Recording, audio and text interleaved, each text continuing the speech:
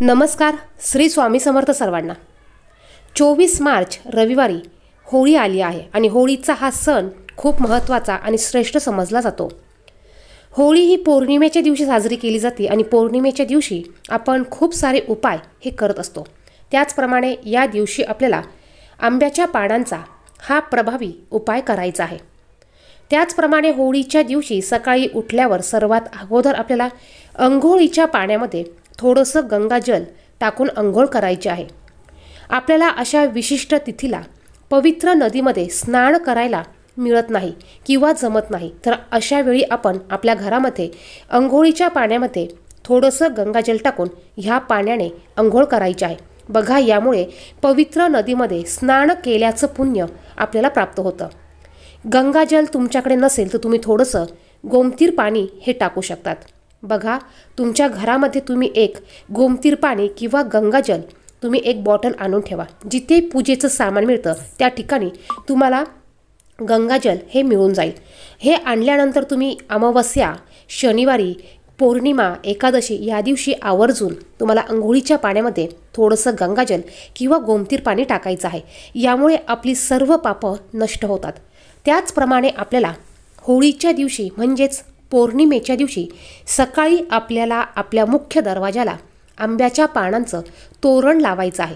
बघा, आपल्या घराचा जो मुख्य दरवाजा असतो तो सर्व कारणांसाठी हा महत्त्वपूर्ण असतो. आपल्या या मुख्य दरवाजामधूनच चांगल्या गोष्टी ह्या घरामध्ये येत असतात आणि वाईट गोष्टी देखील इथूनच घरामध्ये येत असतात.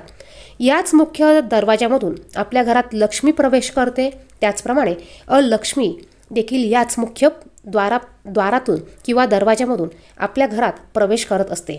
तर बघा, आपल्या घरात अशा विशिष्ट तिथीला आपल्या घरात कोणत्याही नकारात्मक ऊर्जेने प्रवेश करू नये किंवा घरात आपल्या आनंदाचं वातावरण राहावं, घरात निगेटिव्ह ऊर्जा साठून राहू नये किंवा आपल्या घरामध्ये माता लक्ष्मीचं आगमन व्हावं, यासाठी आपल्याला या आंब्याच्या पानांचं तोरण हे आपल्या मुख्य दरवाजाला लावायचं आहे. आणि हे तोरण तुम्हाला सकाळीच लावायचं आहे. बघा, प्रत्येक शुभ कार्यामध्ये आंब्याच्या पानांना खूप सारे महत्त्व आहे. कोणतीही पूजा असू द्या, कोणतेही विशिष्ट कार्य असू द्या, ह्या कार्यामध्ये आंब्याची पानं आणि आंब्याच्या लाकडांचा हा उपयोग केला जातो. प्रत्येक वेळेस आपण पूजेमध्ये जो कलश स्थापन करतो त्यामध्ये आंब्याच्या पानांची मांडणी केली जाते. बघा, आंब्याच्या पानांना खूप सारे महत्त्व आहे. धार्मिक दृष्टिकोनातूनही आणि आरोग्याच्या दृष्टिकोनातूनही आंब्याच्या पानांना खूप सारे महत्त्व आहे. आपल्याला जर का वाटत असेल आपल्या घरामध्ये चांगल्या गोष्टींचा प्रवाह व्हावा, आपल्या घरामध्ये आनंदाचं वातावरण राहावं, तर यासाठी आपल्याला या दिवशी आवर्जून 11 आंब्याची पानं घरी घेऊन यायची आहे. पानं आणताना तिला देठासहित आपण आणायचं आहे. ही पानं स्वच्छ धुवून घ्यायची. थोडंसं गंगाजल आपल्याला यावर शिंपडून घ्यायचं आहे.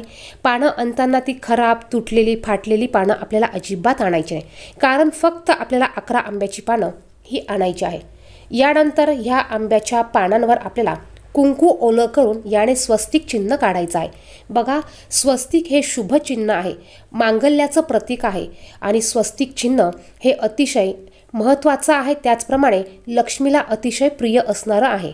त्यामुळे आपल्याला या आंब्याच्या पानांवर एक स्वस्तिक चिन्ह काढायचं आहे आणि एका दोऱ्यामध्ये आपल्याला 11 आंब्याच्या पानांचं एक तोरण बनवायचं आहे. यामध्ये तुम्ही एक एक फूल देखील घालू शकतात. एक पान घ्या, एक पांढरं फूल घ्या, असं तुम्हाला 11 पानं आणि 11 फुलं घेऊन तुम्हाला एक तोरण बनवायचं आहे.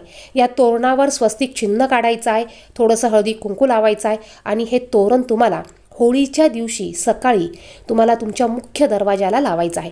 तुमच्या मुख्य दरवाजाची तुम्हाला पूजा देखील करायची आहे.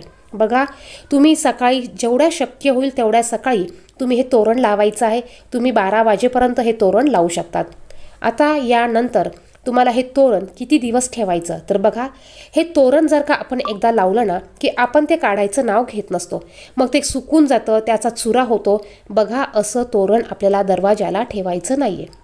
ज्या वेळेस आपल्याला वाटेल की ही पानं सुकायला लागली आहेत त्यावेळेस आपल्याला हे तोरण लगेच काढायचं आहे आणि ते निर्मल्यात टाकायचं आहे किंवा एखाद्या झाडाखाली तुम्हाला टाकायचं आहे. सुकलेली पानं किंवा सुकलेल्या पानांचं तोरण आपण जर का दरवाजाला तसंच ठेवलं तर यामुळे आपल्या घरात ही निगेटिव्ह ऊर्जा तयार होते. बघा, जोही आपण काही उपाय चांगल्या गोष्टींसाठी करतो तर ह्या उपायाचा फायदा आपल्याला काहीच होत नाही. आपल्या घरात निगेटिव्ह ऊर्जा पुन्हा संचार करते किंवा ह्या तोरणाचा उपयोग किंवा फायदा आपल्याला अजिबात मिळत नाही.